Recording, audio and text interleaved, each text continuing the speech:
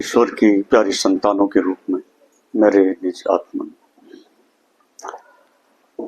उस आंतरिक प्रकाश की खोज करो जो सदा शांत है और सभी दुखों से परे है।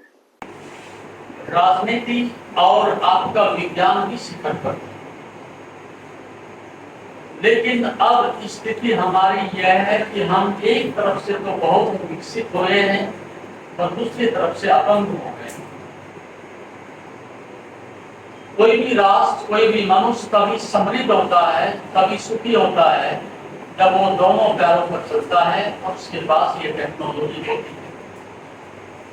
तो मैं चाहूंगा कि आपके जीवन में ये दोनों पहलू हो।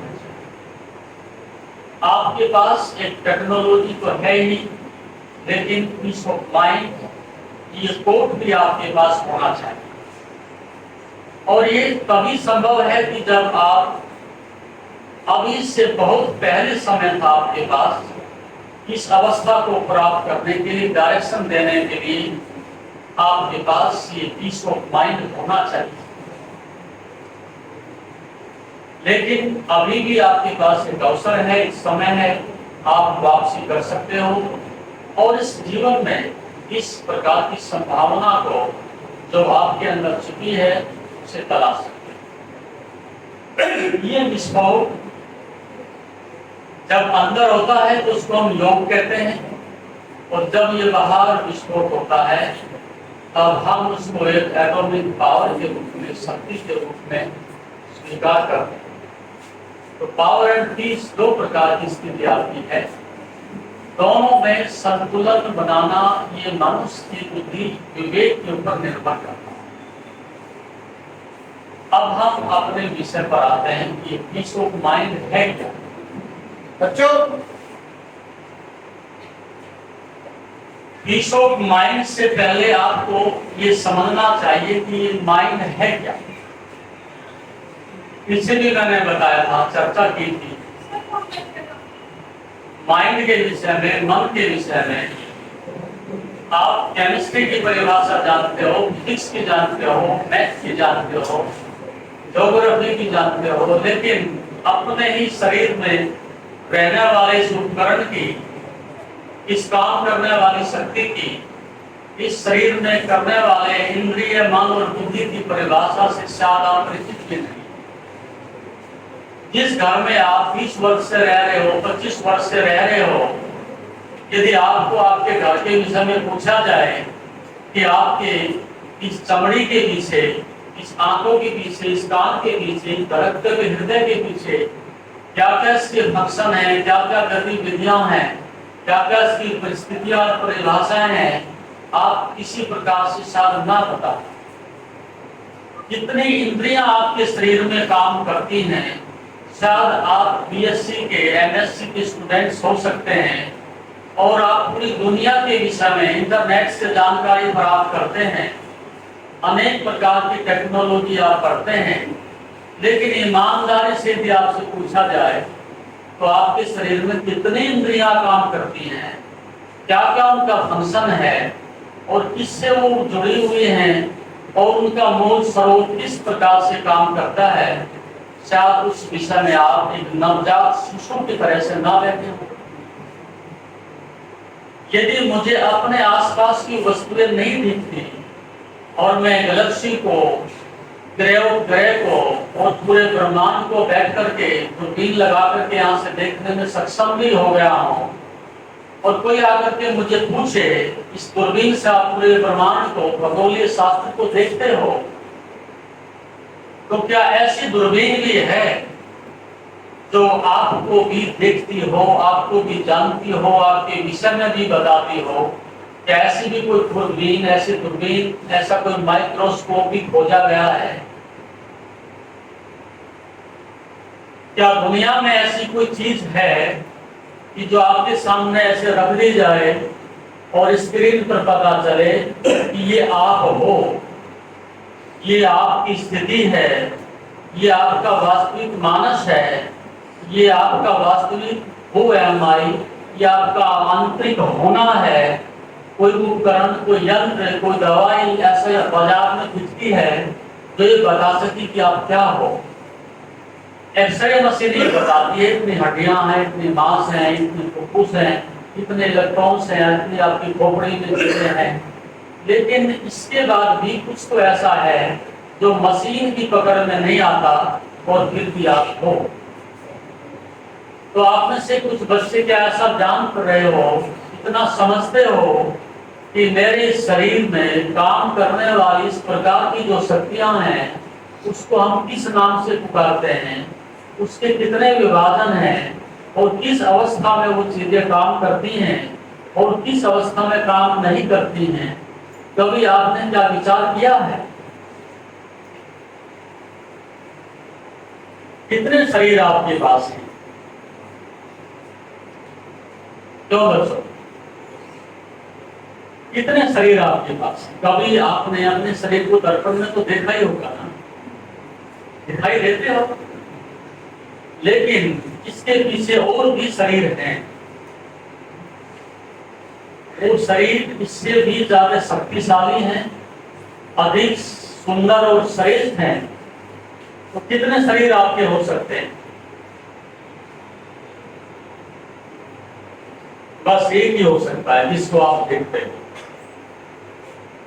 इस शरीर के होने में और एक वृक्ष के होने में, एक फूल के होने में, एक पक्षी और जानवर के होने में कोई अंतर नहीं, वो भी ऐसे ही दिखते हैं।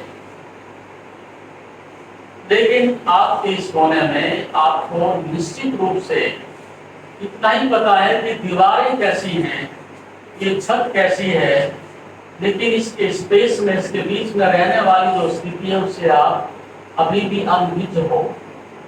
और मैं कहना चाहता हूं कि आप चांद पर जाएं, मंगल ग्रह पर जाएं, सारे ब्रह्मांड को जानें, वो आपको कभी भी शांति देने वाला नहीं है जब तक कि आप अपने अंदर, अपनी खोज पर, अपने अंदर जानने की स्थिति प्राप्त नहीं करते। पहला अंतरिक्ष यात्री जब रसिया से चांद के ऊपर पहुंचा, कौन था?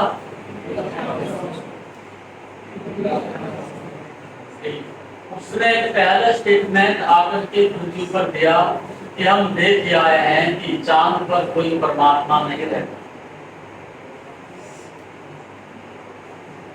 क्योंकि तब तक धारणा थी कि कोई देवी देवता और परमात्मा चांद पर निवास करता है तो हम खोज लेंगे।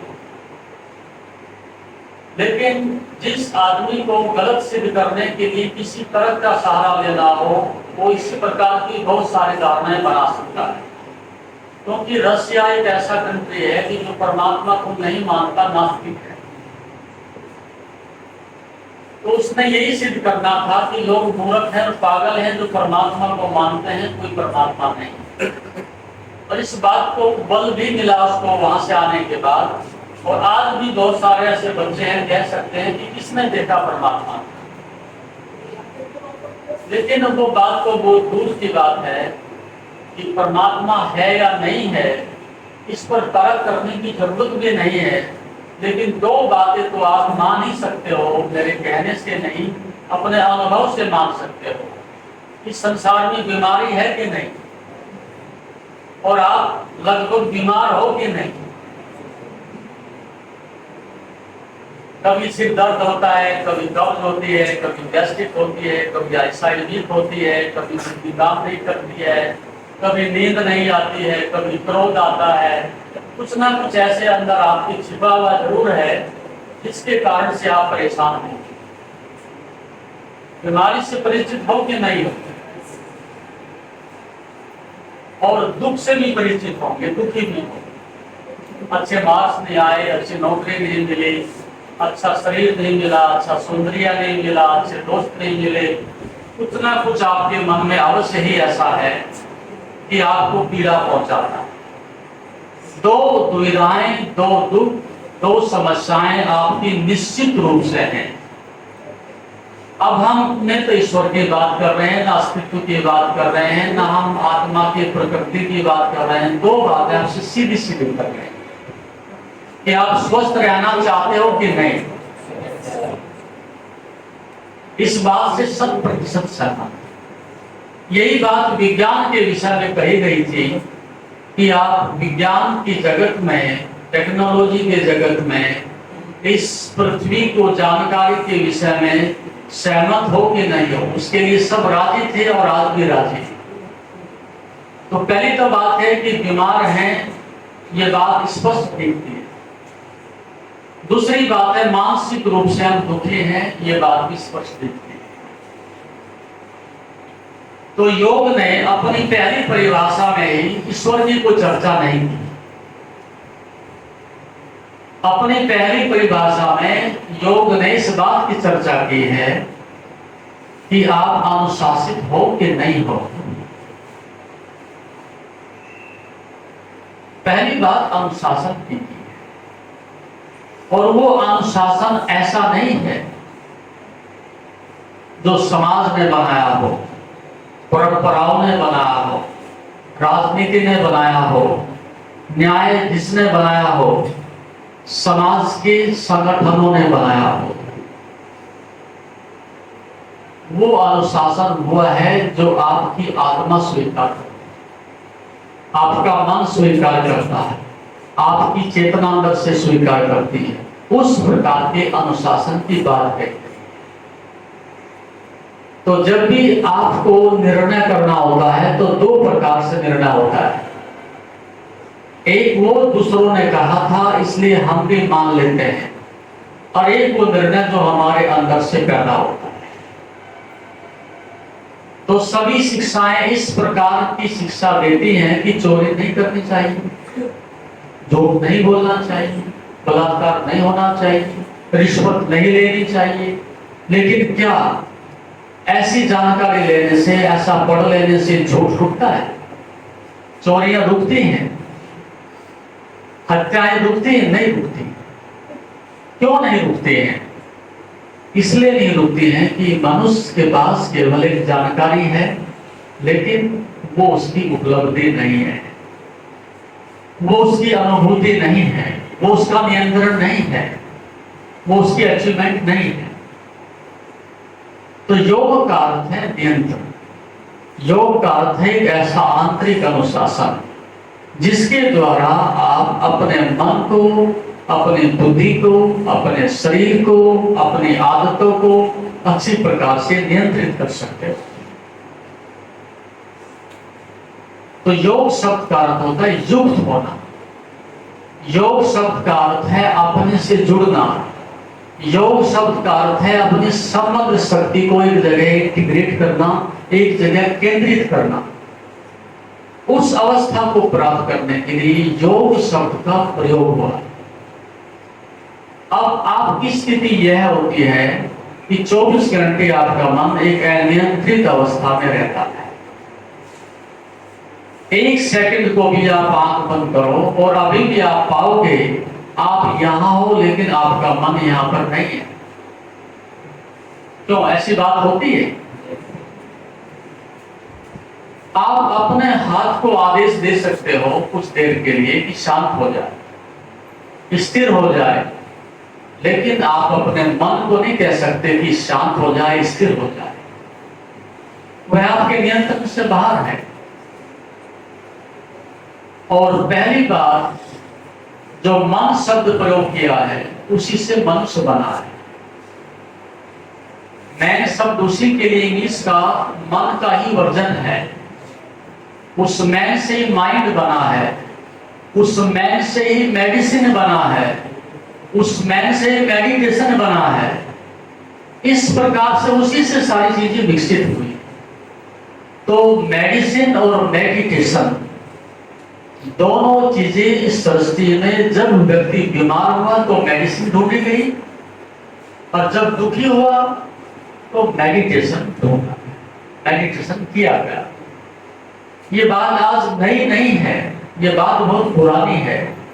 लेकिन जिस घर में, जिस समाज में, जिस एजुकेशन में आप बड़े हुए हैं, उसमें इन चीजों का कोई समावेश नहीं है। आप बीमार हैं, दुखी हैं, तो उसके लिए आप चिकित्सक के पास जाइए। किसी मनोचिकित्सक के पास जाइए, पागल खाने में जाइए, लेकिन आपको उसकी चिकित्सा के लिए और शांति के लिए आपके घर में, आपके परिवार में, आपके समाज में, आपके विद्यालय में किसी प्रकार की कोई व्यवस्था नहीं है।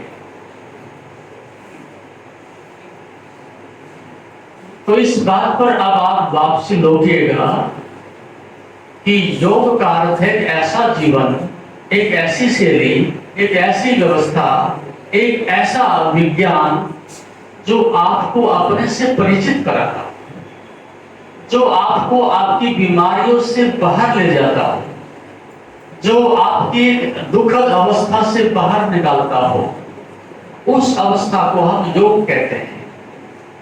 क्या इस बात की आप आवश्यकता समझते हैं कि मेरे पास ये दोनों शक्तियां, दोनों विज्ञान, दोनों मास्टरी होनी चाहिए?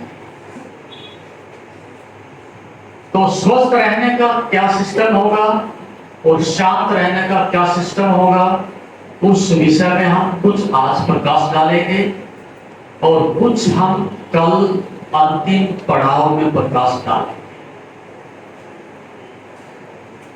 तो पहली स्थिति है शारीरिक शुद्धता,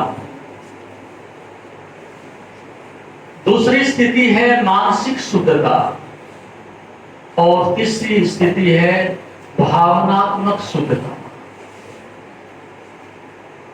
कितनी बातें हुई? 3। शारीरिक शुद्धि, मानसिक शुद्धि और भावनात्मक शुद्धि। शारीरिक शुद्धि को हमने 3 भागों में विभाजित किया।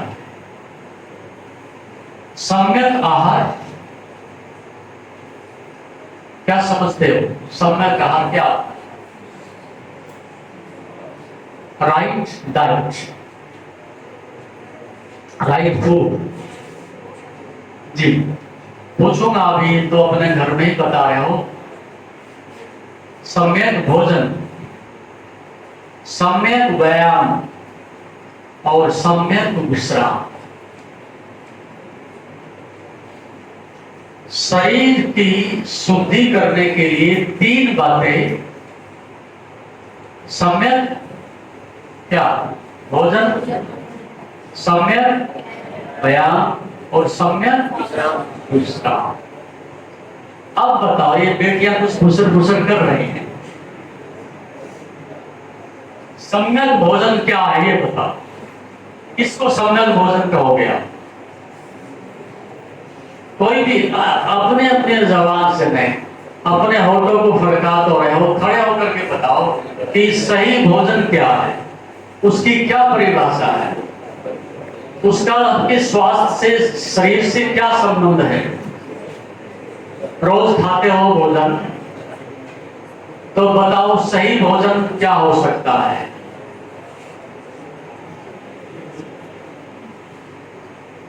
अब मैं चांद की बात पूछता तो बता देते।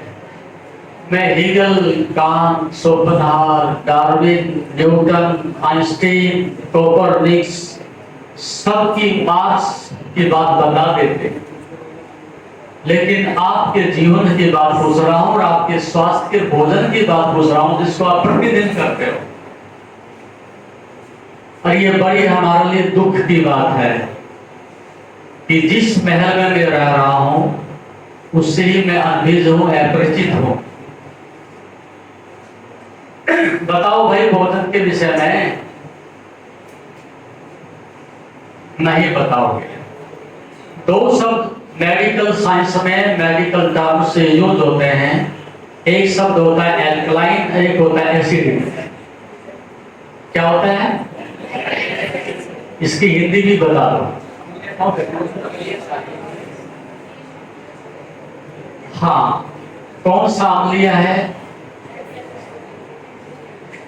और कौन सा क्षारीय है, इस भोजन की कैसे पहचान करो?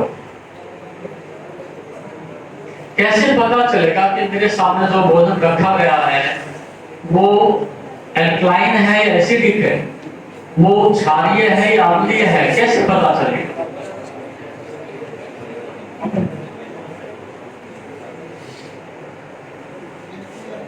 क्यों?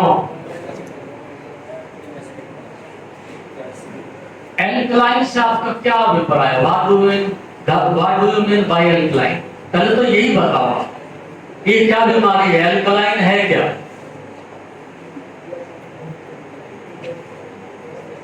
क्यों भाई? अरे बच्चों बताओ, ये है क्या? एल्कलाइन क्या बीमारी है? ये क्या नाम ले दिया मैंने आपके सामने? क्या है एल्कलाइन? नहीं, ये जानना होगा। हम ठीक है, ईमानदार हो, नहीं जानते तो चुप रहना अच्छा होता है। एल्कलाइन शब्द का, क्षारीय शब्द का हम उस अवस्था में मेडिकल साइंस में प्रयोग करते हैं कि वह भोजन जिसमें 70 से 80% पानी होता है और वो अनकुक्ड अवस्था में होता है और वो नेचुरल प्रकृति के द्वारा तैयार किया गया होता है। उसमें फल है, सब्जियां हैं, मेवे हैं, जूसेस हैं, वो सब उसी के अंतर्गत आते हैं जो प्रकृति ने तैयार किया। आपके शरीर में भी बेटे 70 से 80% पानी ही है और वही डाइट आपके लिए अमृत है, वही स्वास्थ्यवर्धक है जिस डाइट में 70 से 80% बिना तला हुआ, बिना जलाया हुआ, बिना भुना हुआ, बिना सड़ा हुआ, बिना फ्रिज में रखा हुआ और बिना डिब्बे के, बिना प्रिजर्वेटर से रखा हुआ 70 से 80% पानी जिस भोजन में नेचुरल होता है वो एल्कलाइन डाइट है। और जो आपके शरीर में जाते ही 2 से 3 घंटे में पच करके और आगे खिसक जाती है, जिसके अंदर लगभग 70% फाइबर होता है।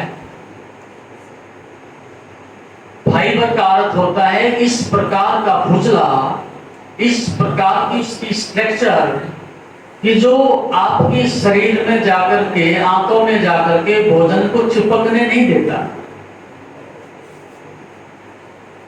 तो एक पराठा बनाइएगा, सुबह बनता ही है, डेली खाते हैं बच्चे, पराठा ही खाते हैं, लेकिन कल जाकर के एक एक्सपेरिमेंट करना,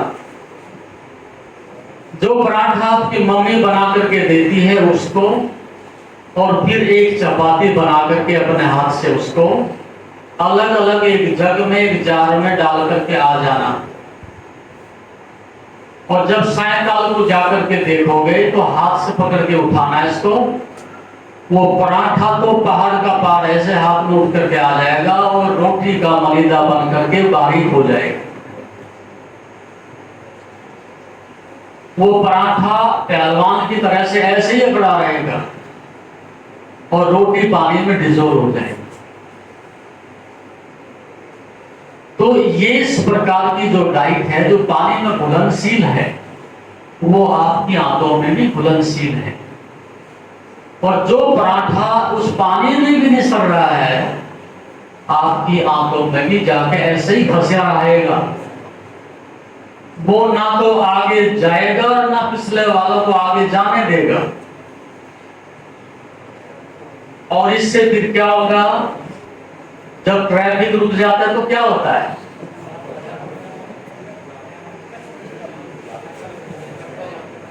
इसको कहते हैं गैस्ट्रिक। अब वो आपके हार्ट में जाएगी, ब्रेन में जाएगी, पेट में गुड़गुड़ करेगी, आपको बेचैन करेगी, क्योंकि चक्का जाम हो गया, ट्रैफिक जाम हो गया। फिर आप हाजमोला खाएंगे, चूरण खाएंगे और कोका कोला, फैंटा पिएंगे, तब मुश्किल से वो आगे खिसकेगा। कितने दिन खिसकेगा? और ये काम एक दिन नहीं है। ये अड़गल, ये समस्या, ये चक्का जाम डेली होता है और उसके कारण से आपको पिंपल्स होते हैं, एसिडिटी होती है, चेहरे पर झाइयां आती हैं, बाल उड़ते हैं, बुढ़ापा आता है, आईसाइट वीक होती है, अल्सर होता है, कैंसर होता है, गाइनो प्रॉब्लम होती है और जल्दी बुढ़ापा आकर के बीमार होकर के मर जाते हैं। ऐसी स्थिति हमने इस जानकारी के ना होने से या इसका पालन ना करने से अपने भोजन के द्वारा इतनी बीमारियां हम पैदा कर रहे हैं। तो इतना एसिड आपकी आंतों में इकट्ठा हो जाता है कि वो जहर आपके खून में जाकर के उसकी गर्मी से सारे शरीर में बीमारियां पैदा होती।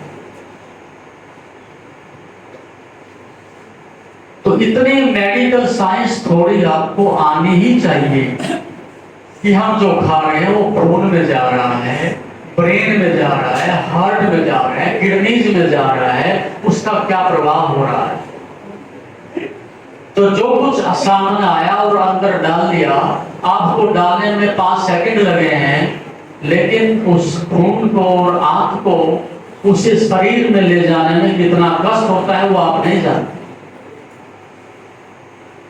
तो यदि आप अपने भोजन के प्रति जागरूक नहीं हैं, अब आप बड़े हो गए हो, कल को आप पैसा कमाओगे, नौकरी करोगे, आपके जीवन का 50% पैसा बीमारी में जाएगा और शेष जो तुम्हारा समय बचेगा वो सब दुख में कटेगा।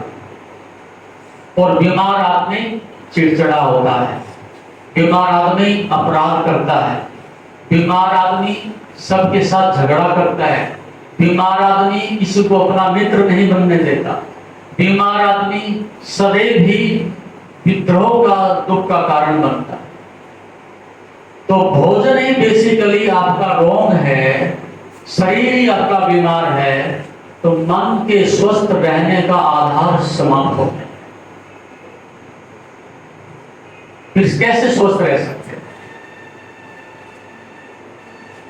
तो अब आप ये निर्णय करो कि मैंने अंडे को, मीट को, कोल्ड ड्रिंक को और डिब्बाबंद भोजन को, चाइनीज फूड को, तली हुई चीजों को, चीनी को, मैदा को, चाय को, कॉफी को, कोल्ड ड्रिंक्स को, इस प्रकार की जितने भी बाजार की चीजें आपके अंदर जा रही हैं वो सब आपके स्वास्थ्य को, आपकी बुद्धि को, आपके धन को, आपके स्वभाव को नष्ट कर देंगे।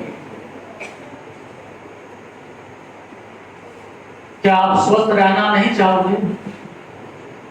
सुखी रहना नहीं चाहोगे? यदि आपने यही निर्णय कर लिया है हमने तो बीमार ही रहना है और दुख से जीना है, तो फिर आपको यहां से बाहर चले जाना चाहिए और जो आपकी स्वतंत्रता से आप कर रहे हो वो करना चाहिए। अन्यथा सही दृष्टिकोण ये है, जब जागो तभी सवेरा। यदि आज हमें सही जानकारी मिल गई है, सही टेक्नोलॉजी मिल गई है, सही विज्ञान मिल गया है, तो हमें उसका प्रयोग करना चाहिए। जो लोग एग्रीकल्चर के यहाँ बच्चे विद्यार्थी हैं वो जानते होंगे अब से 50 वर्ष पहले भूखमरी थी। क्यों थी? टेक्नोलॉजी नहीं थी, गेहूं का प्रोडक्शन नहीं था, गन्ने का प्रोडक्शन नहीं था, और वही एक वाइल्ड जो पौधे हुआ करते थे, वाइल्ड लाइफ से जो 1 एकड़ में 1-2 बोरी गेहूं हुआ करते थे, उसको विकसित करके हमने कई क्विंटल पैदा करने की क्षमता अर्जित की। तो आज आपका पेट उस भोजन से भर रहा है, आपको मिल रहा है। यदि 50 वर्ष पहले की वही टेक्नोलॉजी और ये जनसंख्या को हम वहां पहुंचा दें तो इस वृक्ष के पत्ते भी पर्याप्त नहीं है खाने के लिए, भोजन की तो बात अलग है, और ऑक्सीजन भी नहीं मिलती। तो टेक्नोलॉजी ने ये डेवलपमेंट करके मनुष्य के पेट को भरने की तो व्यवस्था की है, लेकिन अब आपके पास चुनौती है। उस समय भूखमरी से लोग मरा करते थे और आप अधिक खाके मर रहे हो। पैसे के अभाव में झोपड़ी में लोग जीवन काटते थे तो भी उनमें अपराध भाव नहीं था, लेकिन आज मनुष्य के पास इतना पैसा है कि वो मनुष्यों को मारने में, उजाड़ने में, नष्ट करने में काम आता है।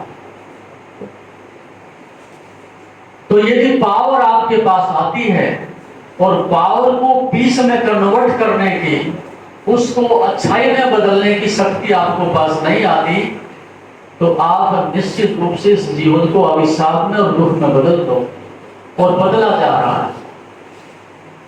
तो आपके पास साधन तो अच्छे हैं, लेकिन उन साधनों को प्रयोग करने वाली बुद्धि अच्छी नहीं, समझ अच्छी नहीं है, निर्णय अच्छे नहीं है, तो ये आपकी विनाश का कारण बनता जा रहा है। तो पहले तो आपकी शरीर की शुद्धि, ये आपकी परिधि है, और यदि परिधि ठीक नहीं है तो केंद्र के विषय में आप जो भी कुछ करोगे वो गलत हो जाएगा। तो यहां से आपके जीवन की पहली शुरुआत होती है परिधि से, इस शरीर से। और शरीर के पीछे कितने शरीर हैं और कितनी संभावनाएं हैं, कितना सूक्ष्म विज्ञान है, उसकी बात तो मैं तभी करूं कि जब पहली बात समझ आए और आप उसको फॉलो भी करें। यदि आप 6 महीने भी ठीक से आहार लेते हो, तब आपको पता चलेगा कि हम अमृत खा रहे थे या जहर खा रहे थे। तो आपने पर्याप्त मात्रा में प्रयास ये करना है कि आपकी आहार की व्यवस्था इस प्रकार से होनी चाहिए कि सुबह उठते ही जो आप चाय खाते पीते हो, तली हुई चीजें खाते हो, उसको बंद करके 2 गिलास पानी पी लिया। उससे आपके शरीर में ठंडक आएगी, एसिड निष्क्रिय होंगे, आंतें साफ होगी। ज्यादा करो 1 चम्मच त्रिफला ले लो तो और अच्छा है। और फिर सुबह का जो आपका डाइट है उसमें दही सबसे श्रेष्ठ है। यदि मीठी दही आप सुबह के भोजन में प्रयोग करते हो, दूध के अपेक्षा तो वो अच्छी है।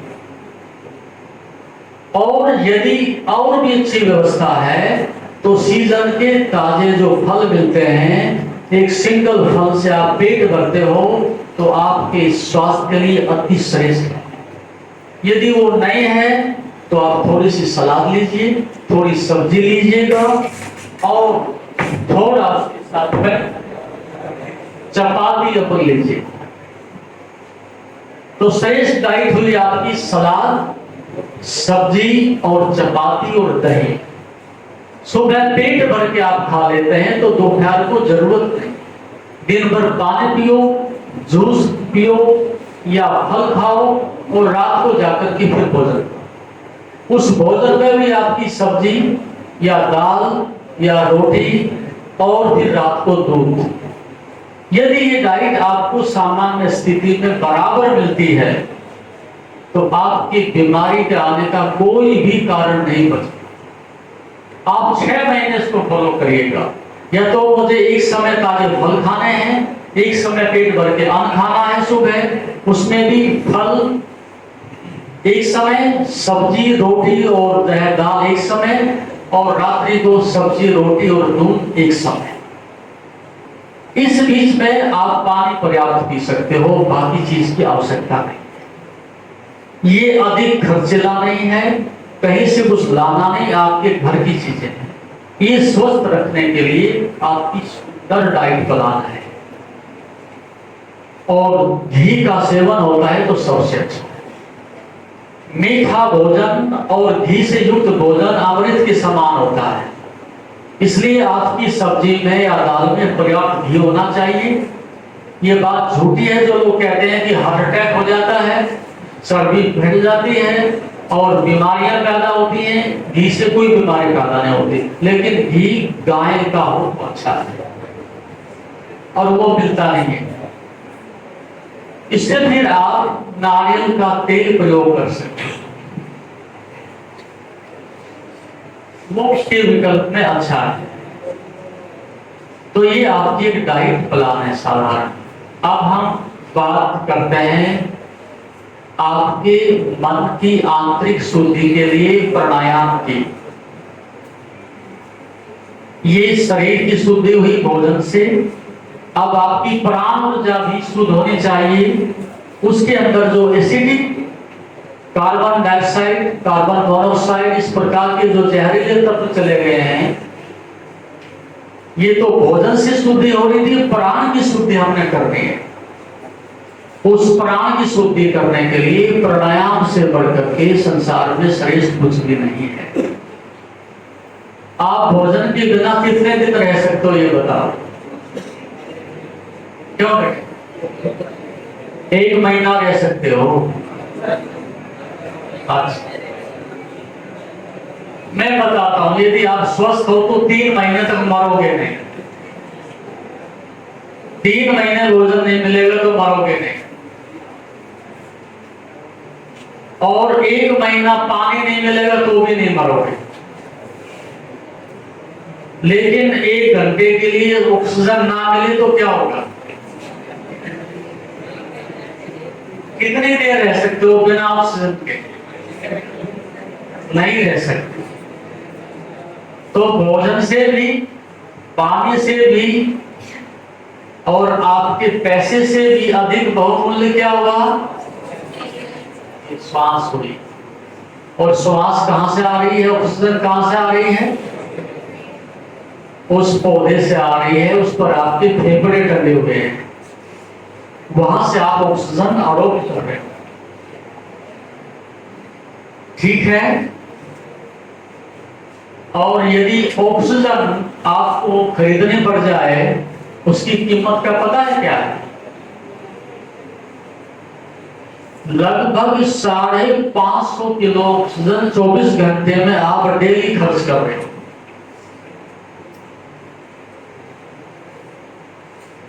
500 से 550 केजी ऑक्सीजन पौधों से आप 24 घंटे में खर्च कर रहे हो। कितने हजार की ऑक्सीजन खर्च कर रहे हो? मुफ्त में मिल रही है आपको। और फिर भी पौधों के प्रति आपका कोई किसी प्रकार का अनुग्रह नहीं, प्रेम नहीं, सेवा नहीं, ऐसे ही निकल जाते हो। कभी पौधों को धन्यवाद भी करते हो आप कि तुम्हारी कृपा से जी रहे हैं हम? होना चाहिए।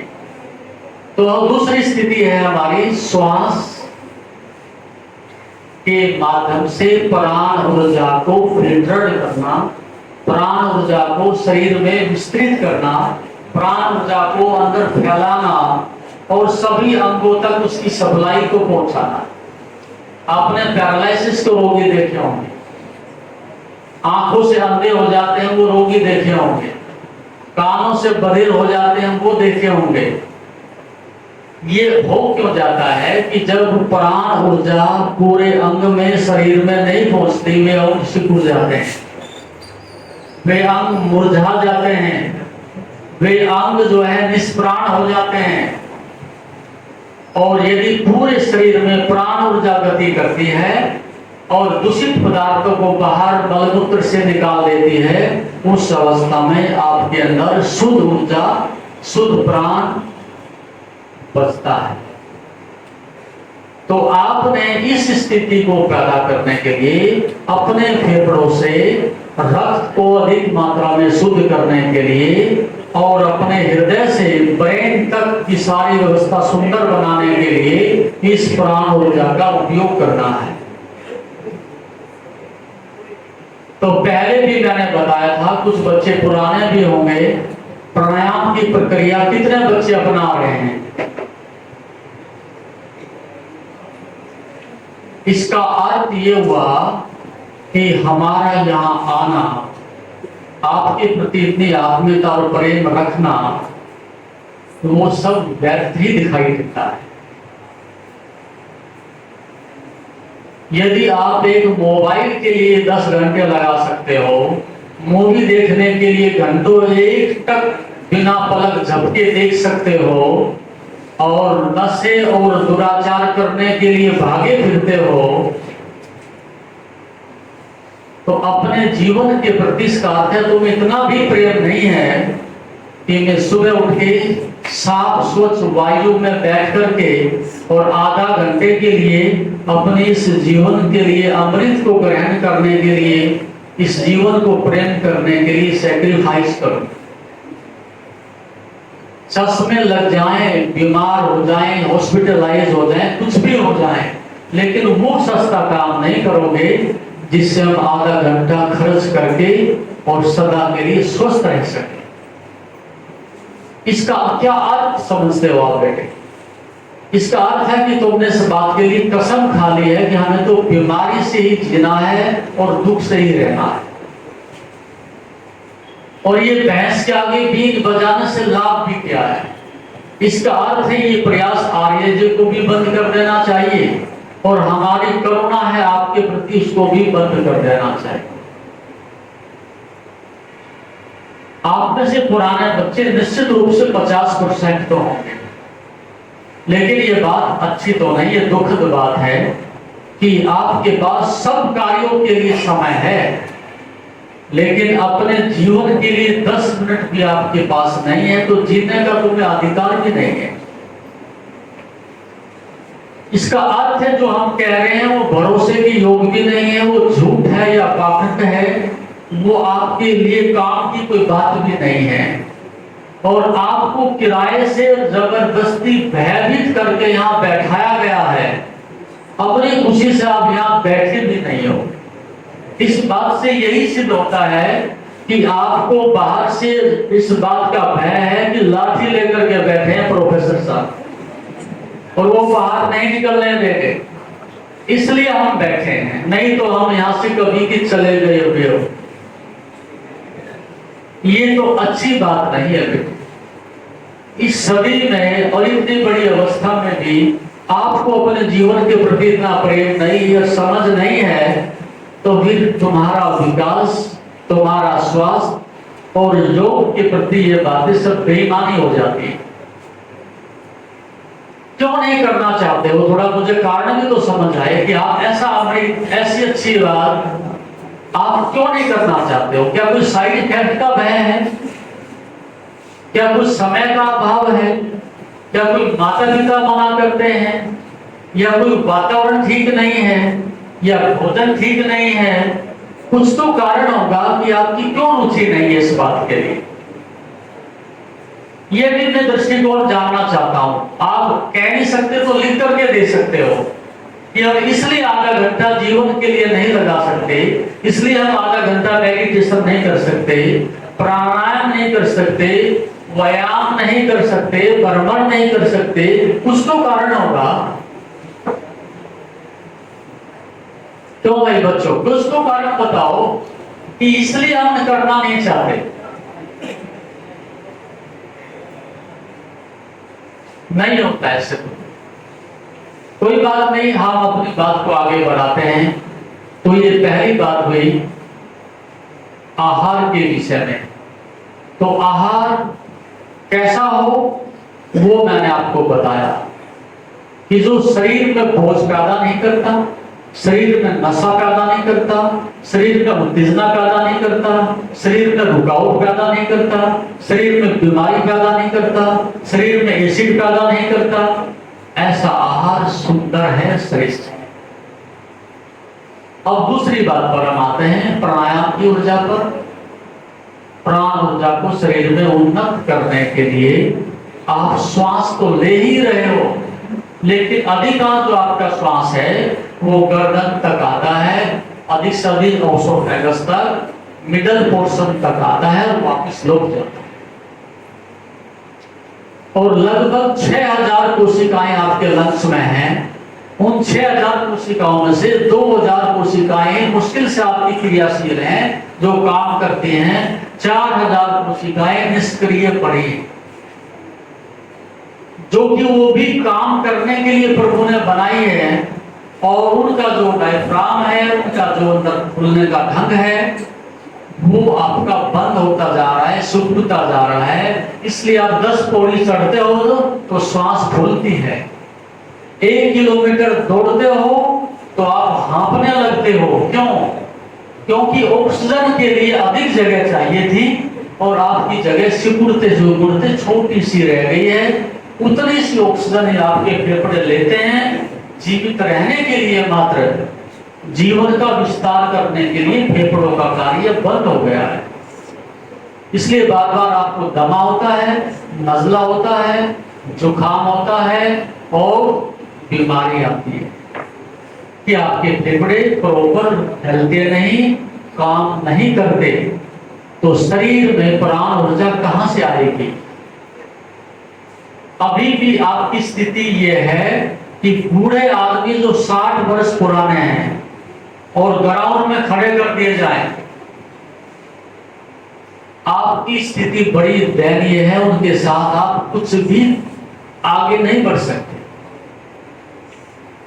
कैसे जवान होगा? ऐसी जिंदगी को नहीं जीना बेटे। आपको अच्छी जिंदगी जीने के लिए प्रभु ने साधन दिया है। तो इस प्राणायाम की ऊर्जा से विकसित ऊर्जा करने के लिए आपको प्राणायाम करना है। और मैंने बताई थी उसकी विधि। कौन सी विधियां हैं भाई? अब वो मेथड भी खो गया। जब करते ही नहीं तो मेथड कहां से आए? नहीं, वो मेथड भी नहीं आपको याद रहा। मेथड था कि हमने 3 चरण बताए थे। एक चरण में हमने अनुलोम विलोम के रूप में आपके शरीर में 2 प्रकार की स्थिति है, सूर्य और चंद्र। एक नाड़ी गर्म होती है, ठंडी होती है। एक तरफ शरीर को गर्म रखता है, दूसरा तत्व ठंडा रखता है। हमने दोनों का संतुलन बनाना था।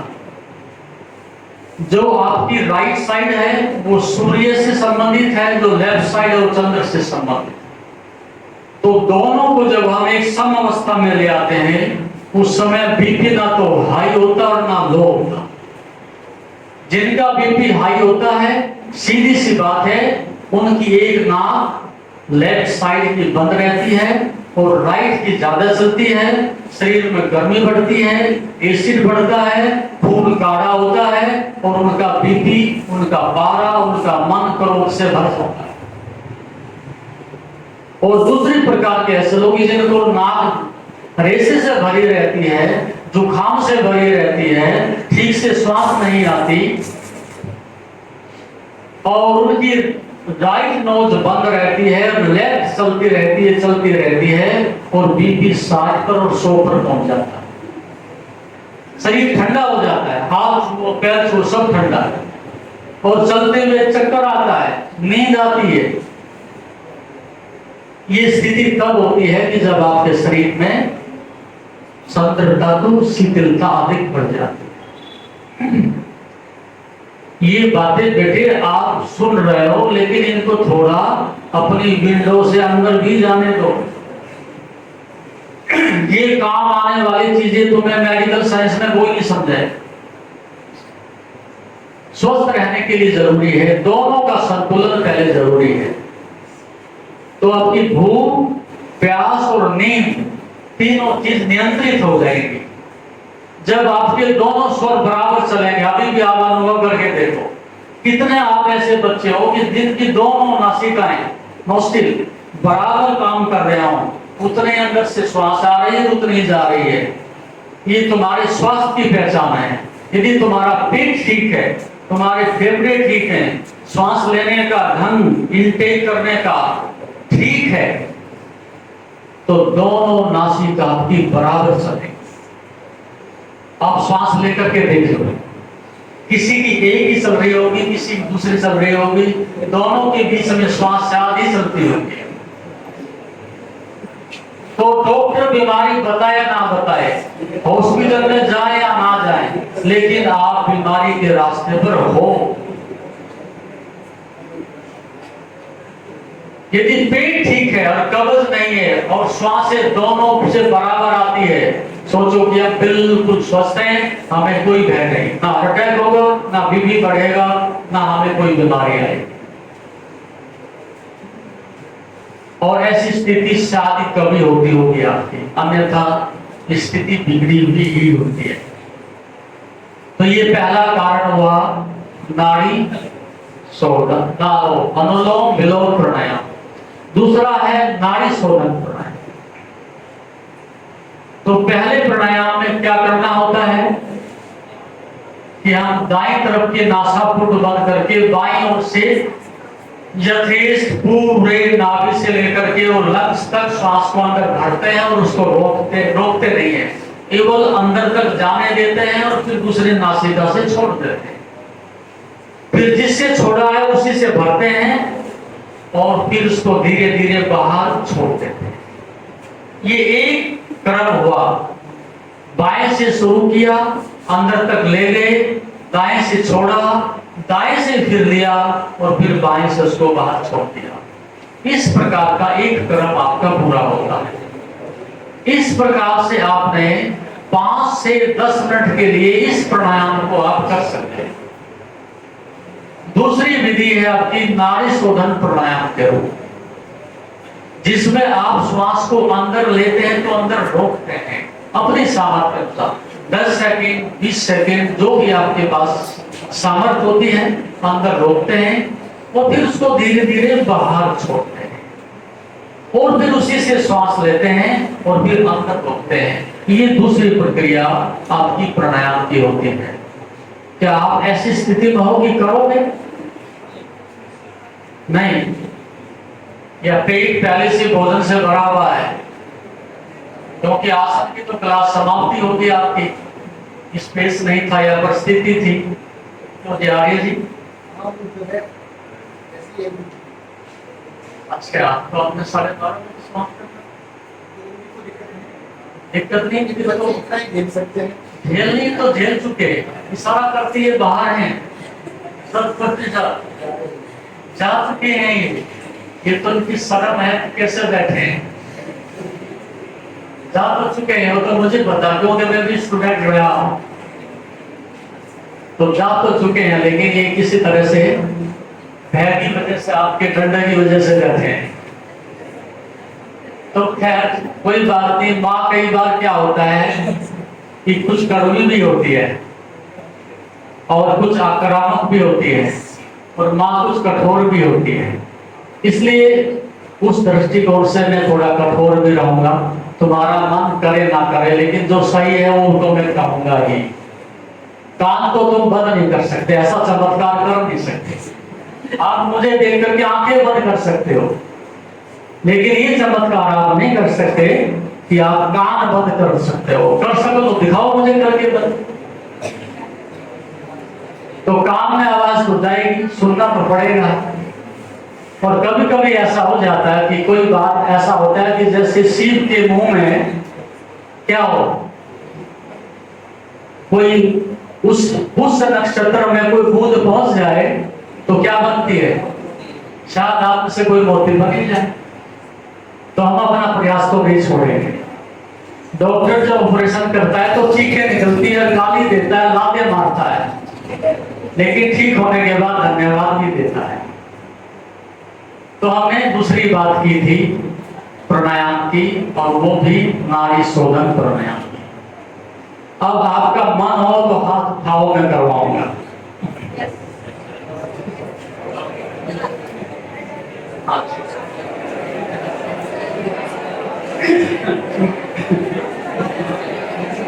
ठीक है, बहुत अच्छा, बहुत सुंदर, बहुत अच्छा। शांत हो जाओ बच्चों।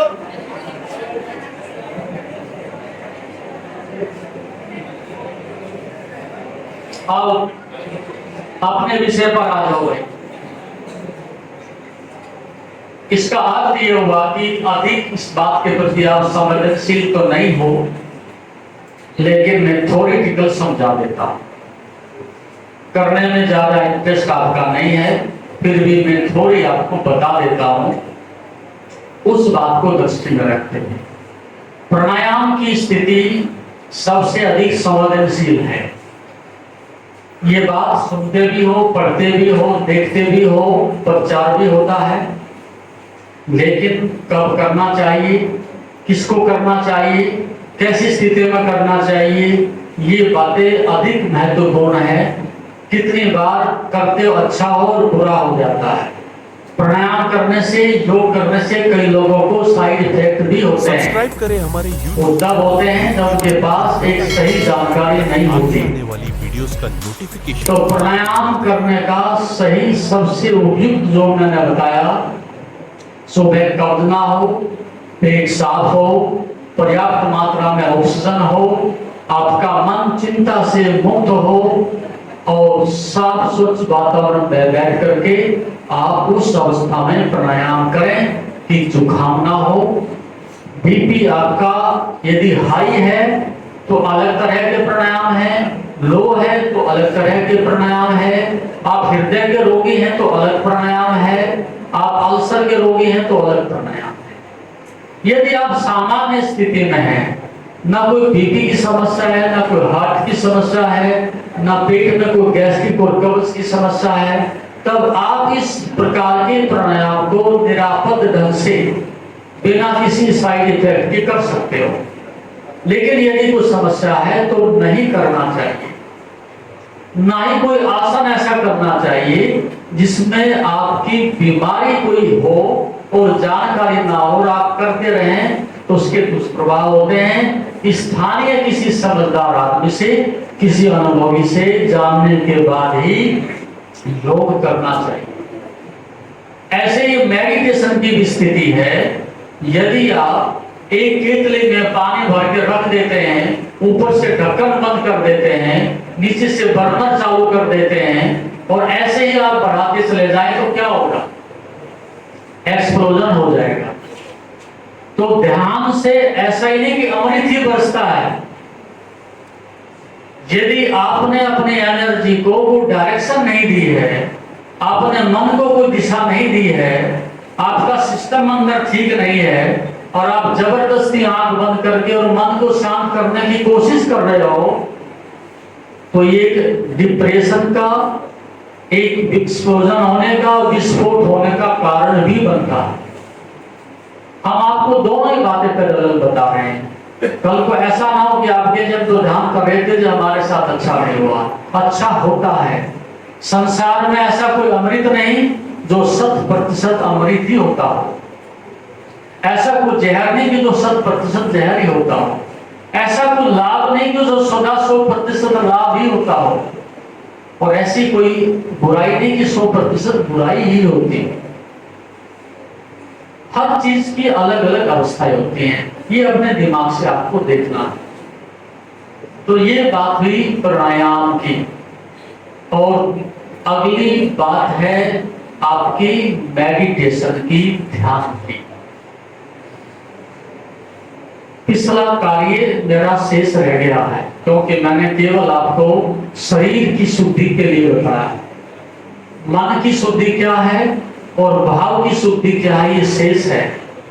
और फिर शरीर की शून्यता क्या है, भाव की, मन की शून्यता क्या है और भाव की शून्यता क्या है, ये 6 बातें महत्वपूर्ण है। 7वीं बात आती है मेडिटेशन।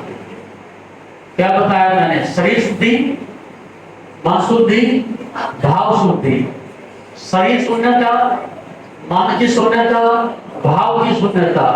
6 चीजें पूरी होने के बाद 7वीं आती है ध्यान, शांति, मेडिटेशन, पीस ऑफ माइंड, समाधि।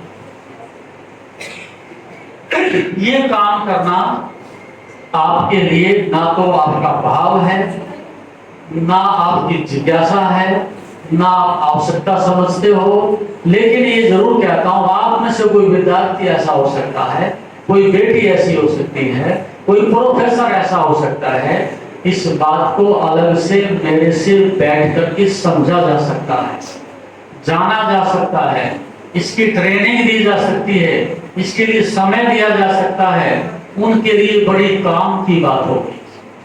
इसलिए इस बात को मैं ओपनली कह रहा हूं कि शायद आप में से किसी के अंदर जरूर ऐसा भाव होगा कि हमें ये सब जानना चाहिए। सबको आवश्यकता नहीं है, होती भी नहीं है।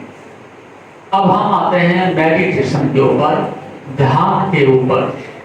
संसार में कितना बड़ा दुष्ट हो, चांडाल हो, चोर हो, राक्षस हो, दुर्जन हो, शराबी हो, दुराचारी हो, कितना बड़ा संभ्रांत हो, सज्जन हो, श्रेष्ठ हो, उन दोनों के पास ध्यान अवश्य ही होता है। चोर भी बिना ध्यान के चोरी नहीं करता, वो भी चोरी करता है तो ध्यान से ही करता है। एक शराबी भी ठेके तक जाता है तो ध्यान से ही पहुंचता है और बड़े ध्यान से ही पीता है। संसार में दो ही प्रकार के ध्यान है, एक राइट मेडिटेशन और एक रॉन्ग मेडिटेशन। एक गलत ध्यान और एक सही ध्यान, दो ही दृष्टिकोण है। बिना ध्यान के तो मैंने दुनिया में आज तक एक भी आदमी देखा ही नहीं।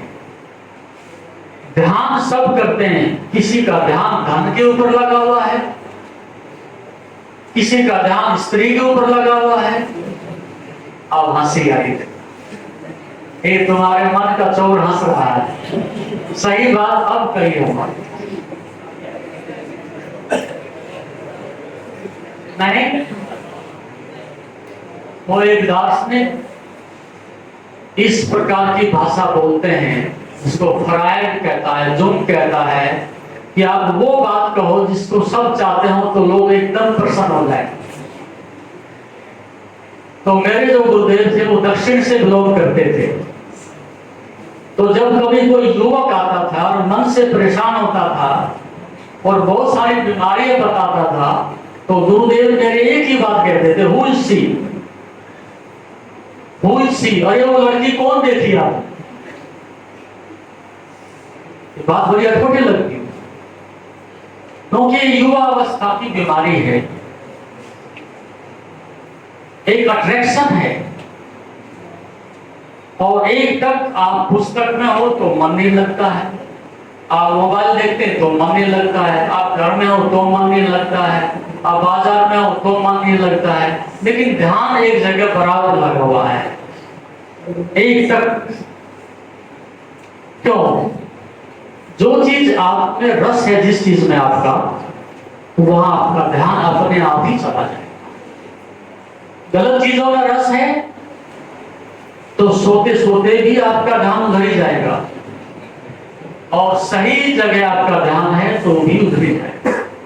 एक ब्रिलियंट जो स्टूडेंट है, जिसने रात और दिन परिश्रम किया है, वो रात्रि को भी मैथमेटिक्स ही करता है, वो रात्रि को भी केमिस्ट्री ही पढ़ता है, और रात्रि को भी फिजिक्स ही पढ़ता है। क्यों बेटे, पढ़ते हो कि नहीं? उसके रात्रि को सपने भी ऐसे ही आते। तो बिना प्रयास के भी रात्रि को भी ध्यान चल रहा है। इसलिए जहां आपका रस है वहां उस मधुमक्खी की तरह से, जहां रानी मक्खी जाती है तो मधुमक्खियां अपने आप चली जाती हैं, जहां फूल खिलते हैं वहां भौरे अपने आप पहुंच जाते हैं। तो जहां आपका रस होगा तत्क्षण आपका ध्यान वही चलता है। इसलिए आपका रस सौम्य है तो ध्यान सौम्य के ऊपर जाएगा, आपका रस दूसरे में है तो दूसरे में जाएगा। इसमें कोई संदेह नहीं, ये साइंस है। तो अब आप ये देख सकते हो कि मेरा रस दूसरों को देखने में है, दूसरों को जानने में है, या स्वयं को देखने और जानने में है।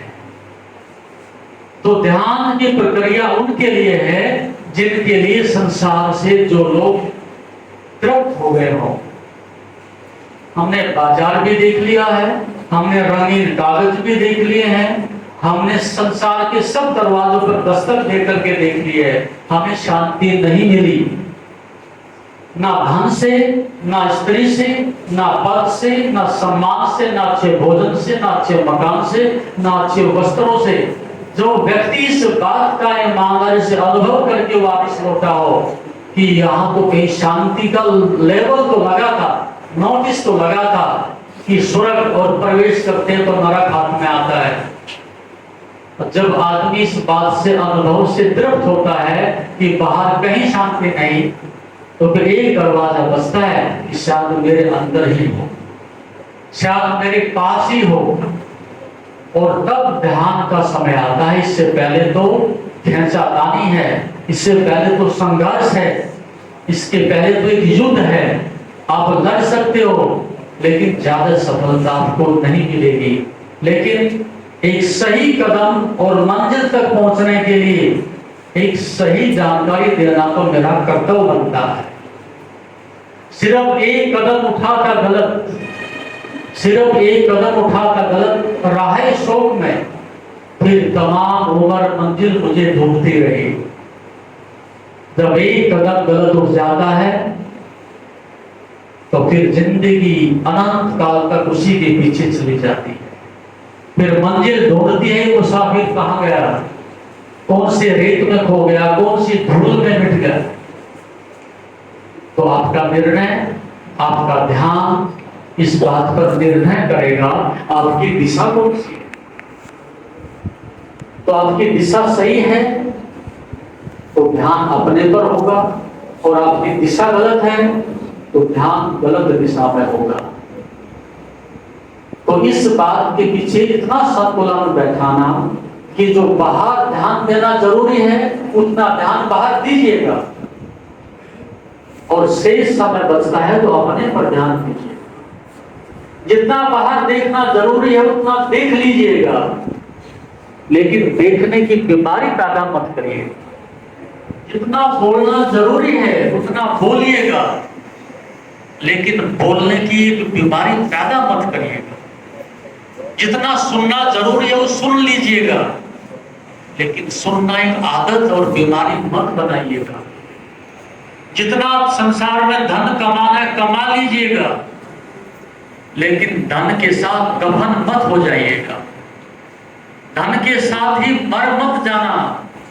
शायद बच्चों ने कभी किसी ताबूत को या किसी लाश को, किसी मुर्दे को जाते हुए नहीं देखा होगा। देखा है? किसी भी कफन में कभी जेब होती है? क्यों नहीं होती? ले जाता थोड़ा डाल करके, 2-2 हजार रुपए की गड्डियां कुछ रख लेता, काम आती कहीं सफर में।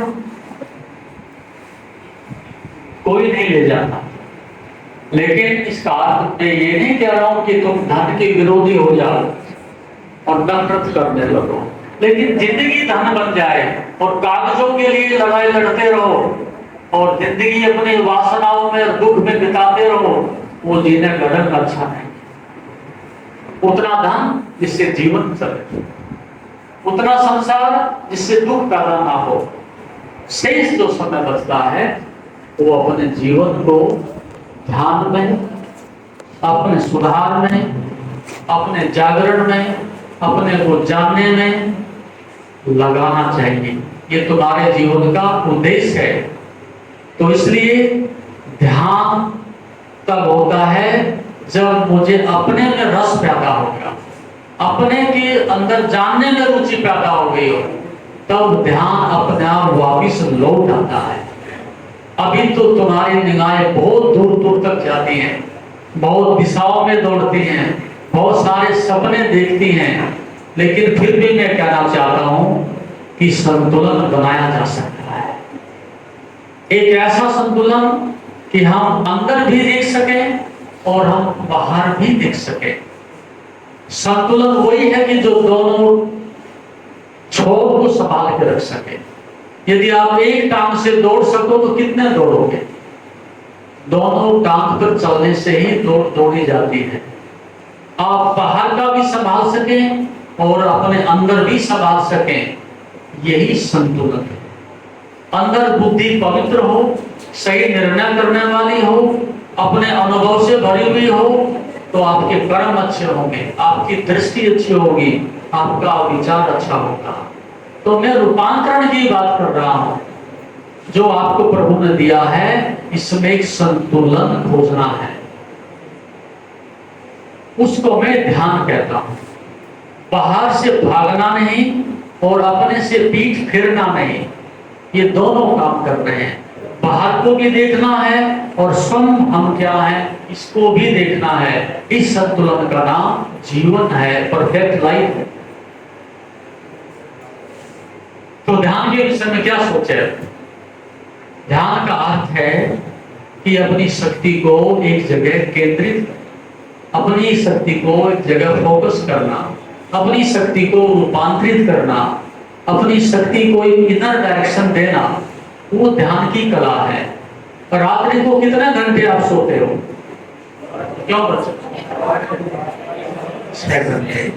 यदि 6 दिन के लिए आपको हम ना सोने दें तो आपकी हालत यहां आने की होगी या पागल खाना जाने की होगी? सोचिएगा। 6 दिन आप जिंदगी भर सोते ही रहे हो ना, ये प्रयोग करके देखो आप। 6 दिन सो मत, क्या होगा? डिप्रेशन हो जाएगा, पागलपन हो जाएगा, आंख खुले खुले भी सपने दिखने लगेंगे, आंख खुले खुले भी दृश्य दिखने लगेंगे। क्यों होगा ऐसा? रात्रि को जब आप 8 घंटे सोते हो तो आपका ध्यान दुनिया से हट जाता है। आपके ध्यान की धारा को प्रकृति बाहर से डिटैच कर देती है, और जैसे कि मकड़ी जाला बुनती है और फिर जाले को निगल भी जाती है, तो सुबह उठते हो तो आप जाला फैला देते हो, रात्रि को सोते हो तो सारी इंद्रियां, मन, बुद्धि आपके पास वापस लौट आती है, और उसमें प्रकृति आपको फिर एक विश्राम में ले जाती है, एक रेस्ट कंडीशन में ले जाती है। और यदि वो विश्राम आपसे छीन लिया जाए तो आप सुबह काम करने के योग्य ही नहीं बचोगे, मुश्किल से उठोगे बिस्तर से। एक दिन एक्सपेरिमेंट करके देखो, तो नींद चली जाए तो दिन में काम करने की क्षमता खत्म हो जाएगी, और यदि आपकी शांति चली जाए तो आनंद से जीने की क्षमता खत्म हो जाएगी। ये अंतर समझो। आप सो करके ये लाभ तो हो गया कि कल आप कॉलेज में आ सकते हो, ऑफिस जा सकते हो, अपना काम कर सकते हो, लेकिन आप होली घोस्ट, आप आनंदित भी होंगे, प्रसन्न भी होंगे, ये नहीं होगा। ये तब होगा जब अगला कदम आप, प्रकृति ने आपको पीस ऑफ माइंड कर दिया रात्रि को, वो आपकी अचीवमेंट नहीं है, लेकिन जब पीस ऑफ माइंड आप अचीव भी कर लेते हैं, तो जब आप कार चलाते हो तो कार में क्या फंक्शन होता है? एक्सीलेटर होता है, ब्रेक होता है और क्लच होता है कि नहीं? यदि आपका ब्रेक फेल हो जाए तो क्या होगा? वो गाड़ी आपकी मालिक हो जाएगी और आप नौकर हो जाएंगे। अब तक आपके हाथ में गाड़ी थी, आप मालिक थे, और गाड़ी आपके नौकर थी, जिधर आप चाहे स्टीयरिंग घुमा करके जा सकते थे, और अब गाड़ी मुक्त हो गई, ब्रेक फेल होते ही अपने मर्जी से जिधर चाहे वो जा सकती है, नहीं? क्या सच में आप सब ऐसी गाड़ी नहीं हो?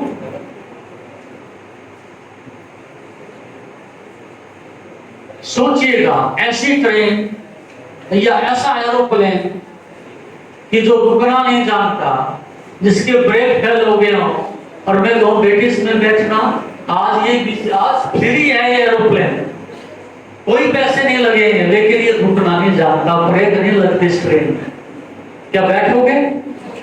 और तुम इसमें रह रहे हो, इस पैसेंजर गाड़ी में तुम रह रहे हो, बैठे हो, और ब्रेक नहीं लग रही इसमें। क्रोध आता है तो आता है, अहंकार आता है तो आता है, लोभ जगता है तो जगता है, वासना जगती है तो जगती है। तुम्हारे कंट्रोल में कुछ भी नहीं है, कोई नियंत्रण नहीं, और फिर भी आप कहते हो मैं मालिक हूं। आप किस बात के मालिक हो? एक ऐसी खतरनाक गाड़ी में बैठे हो जो आपको क्षण भर में तिहाड़ की जेल पहुंचा सकती है। हंस रहे हैं बच्चे।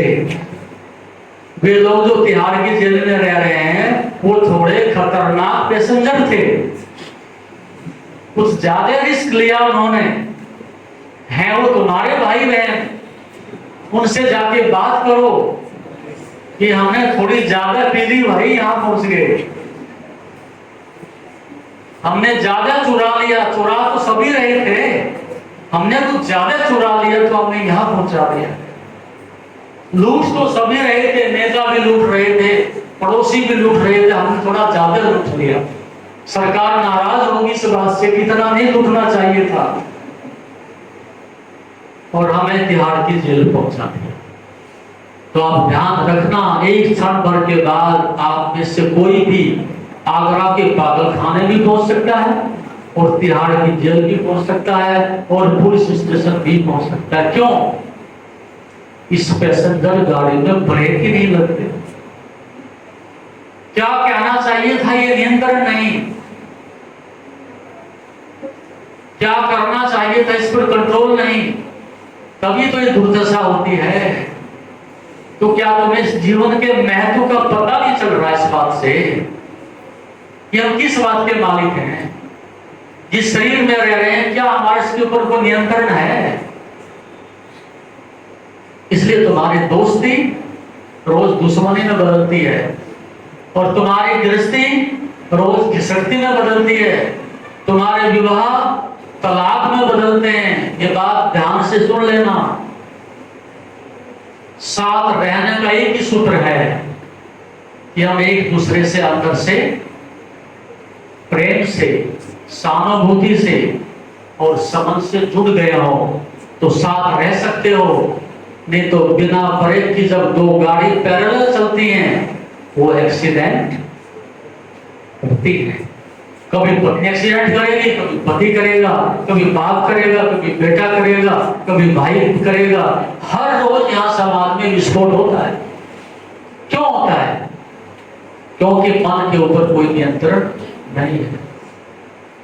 इसलिए योग इतना प्रिय है, इसलिए योग इतना महत्वपूर्ण है।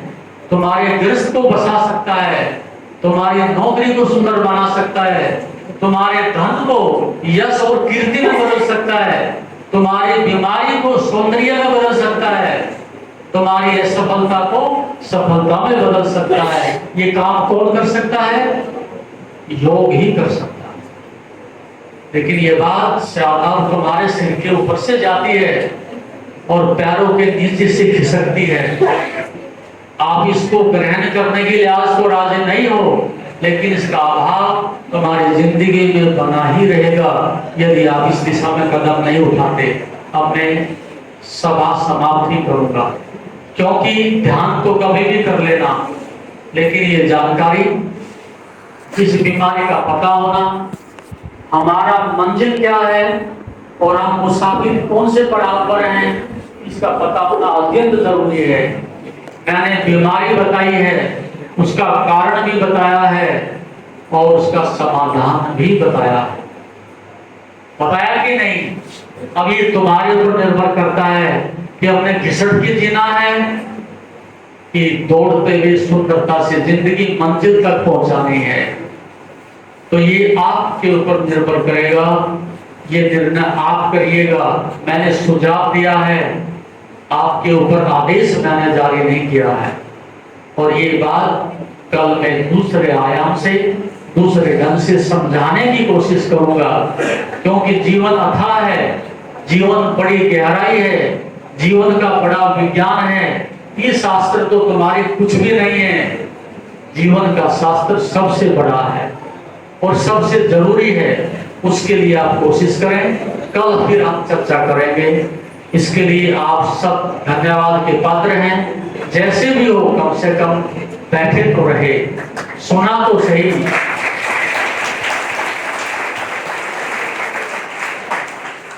जैसा कि आप जानते हैं, शरीर को स्वस्थ और मन को शांत बनाने के लिए योग ही एकमात्र साधन है।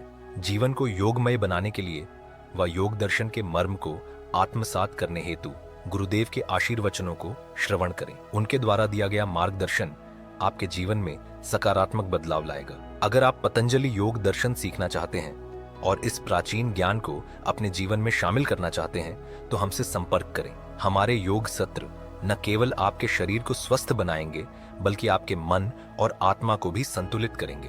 अधिक जानकारी के लिए हमें नीचे दिए गए विवरणों पर संपर्क करें। हमारे साथ इस योग यात्रा की शुरुआत करें और अपने जीवन को शांति और सकारात्मक ऊर्जा से भरें। धन्यवाद। आपका दिन शुभ हो। ओम नमस्ते।